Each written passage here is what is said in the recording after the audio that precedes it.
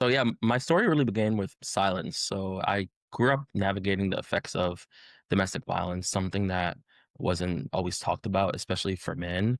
And I learned very early on that silence was survival, but it also became a form of pain. And so I spent years trying to be strong by hiding what hurt. And so today I'm a Master of Social Work candidate at Columbia University, and I am working in a setting, in a forensic setting, helping to humanize clients. And my work now really centers on storytelling, resilience, and trauma, doing my part in helping people connect their stories to who they become, and reminding them really of the fact that healing is possible, even in the most broken spaces. So, Eugene, what you shared about your background is that you bring a lens of history and education. And in what ways would you say education serves as both a form of social justice and trauma recovery?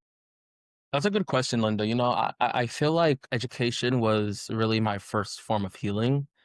And growing up, I struggled. I had ADHD and a learning disability, and I recognized very early on that learning it wasn't necessarily about like the grades that you get, but really about understanding yourself and the way that your own brain thinks. And I'm a firm believer that education, when it's done right, it becomes a huge tool for things like liberation. And I really feel like it can really help people reclaim their stories and see that, they're more than what might have happened to them. And I really feel that, when schools become trauma informed and really emotionally aware, they become spaces for justice.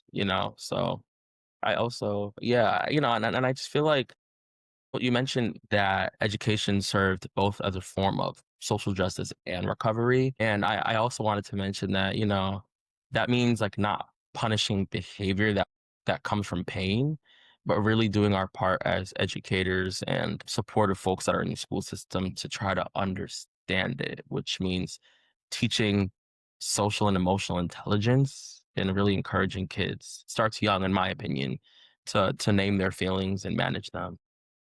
I couldn't agree more with that. I really truly believe that adding the social emotional intelligence in the schools is an excellent foundation because we all know that, unless you have a background or an experience that exposes you to talking about your feelings and to being able to express yourself. And what I want to bring it back to is what you had mentioned. You vulnerably shared that you struggled with ADHD and a learning disability.